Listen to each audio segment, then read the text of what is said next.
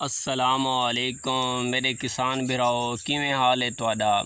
दोस्तों मैं अपनी वीडियो दे विच आसान अल्फाज इन गल इस्तेमाल करे ना कि मेरे सारे भरावां को समझ आ वने। मुश्किल अल्फाज इस्तेमाल करने की कोई ज़रूरत नहीं। किना दोस्तों को समझ आ वेंदी है गाल दी, किना को नहीं आती, क्योंकि अल्हम्दुलिल्लाह मैं पढ़ा लिखा हाँ पिया ते हर लिहाज नाल इंग्लिश उर्दू दे विच ही गाल कर जानते हैं। मकसद ये है कि मेरे सरेकी भरावां को हर गाल दी समझ आ वने।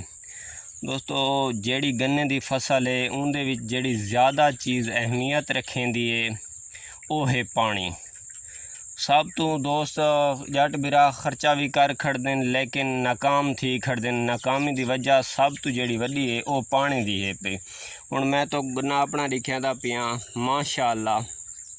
ये सितंबर काश्त नहीं, ये फरवरी काश्त है, लेकिन हुण ई टाइम इंदी हाइट भी चेक कर गिनो 25 तो 26 आगलियां दे दरमियान पहुँच गया ही। कि देखो मैं गन्ना बन के दिखाया तो को देखो तुम खुद चेक कर सकते हो। गन्ने दी फसल वास्ते दोस्तों ज़्यादा तो ज़्यादा पानी 25 पानी लाजमी होने चाहिए। 25 पानी ज़्यादा से ज़्यादा अगर तुसा कम करना चाहते वे तो 20 पानी तो लाजमी ले सो। ये है सितंबर काश्त दे वास्ते। सितंबर काश्त दे वास्ते इतने पानी लाने चाहिए।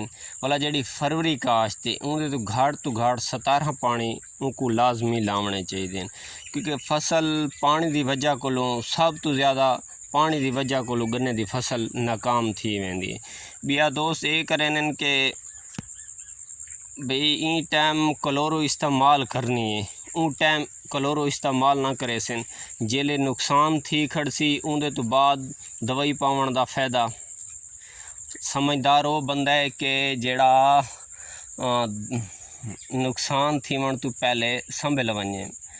तो उनके विच ये कि पानी बहुत ज़रूरी है। पानी तकरीबन 8वें दे 8वें दिन पानी लाना चाहिए। तो एंड ते जेले मौसम आवेंदे कटाई तो पहले 1-2 महीना उनके विच 15 दिन ते वन पाउंदे गन्ना। अल्हम्दुलिल्लाह मेरी अगे कोलों फसल चंगी रह वेंदी है। दोस्तों कोलों भी कि मैं एक टाइम टेबल बनाया है, जिस टाइम फसल को ज़रूरत होंदी है खाद देवन दी उन टाइम लेना।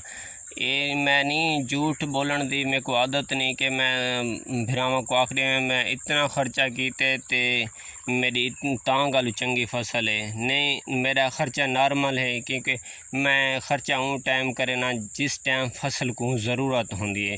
पहले मैं DAP, MOP, SOP, नाइट्रोजन, फारफोर्सी यानी कि पहले मरले खादा दितिन। बाद हुण ते मैं 2 गट्टू यूरिया दे पाते। उनके तो अलावा एक थैला पोटाश का पाता है। तो हूँ उनके तो बाद एक बोरी यूरिया पैसा।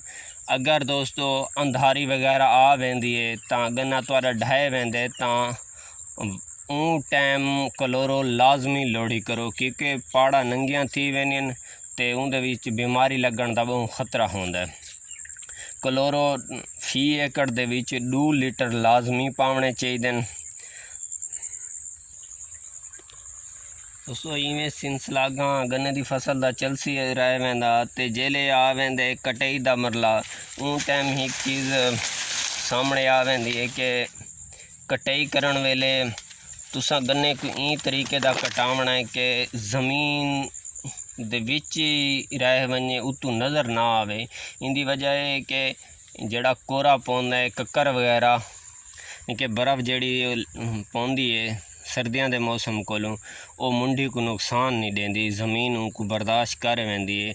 अगर थोड़ा जा उत्ता गन्ना कट्टा होया हो सी तो उनको कोरे दी ज़्यादा लग सकती है। उस तो बाद के भला शुरू दे विच खादां का इस्तेमाल कर दे सो तो यानी कि शुरू दे विच फसल को उठा गिंदो तो अग्गां ते कोई मसला नहीं बनता।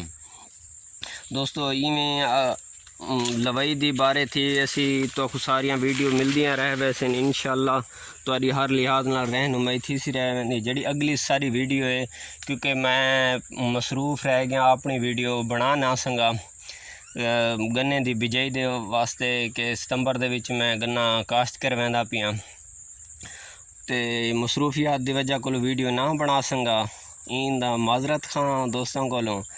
तो इंशाअल्लाह मेरे चैनल को सब्सक्राइब करे तो में नवी वीडियो मिलदियाँ रह वैसन और तुहाडी मेरा सिर्फ मकसद है जट्टां भिरावां दी रहनुमाई करना क्योंकि मेरा दिली शौक है। पहले भी कोई दोस्त में कोई जान दिन मैं फील्ड का भी काम करेंदा रही या दोस्तों को मशवरे वगैरह पहले भी देंदे रहे। इंशाअल्लाह ये अपनी खिदमत जारी रखे सां अगर भिरा मेरे नाल तावन करेंदे रहे वैसे तां एजियां तो तजर्बे अपनी बुनियाद ते दसे सां कि तुहाडा अकल हैरान थी वैसी और मेरे मशवरे ते अमल करेंदे रहे वैसो तां इंशाअल्लाह तुहाडी फसल बिन्ना कोलों चंगी थी सी। दोस्तों ई वीडियो नाल इजाज़त चाहसां अगली वीडियो नाल मुलाकात थी सी। अल्लाह हाफिज़ अल्लाह सोने दी अमान।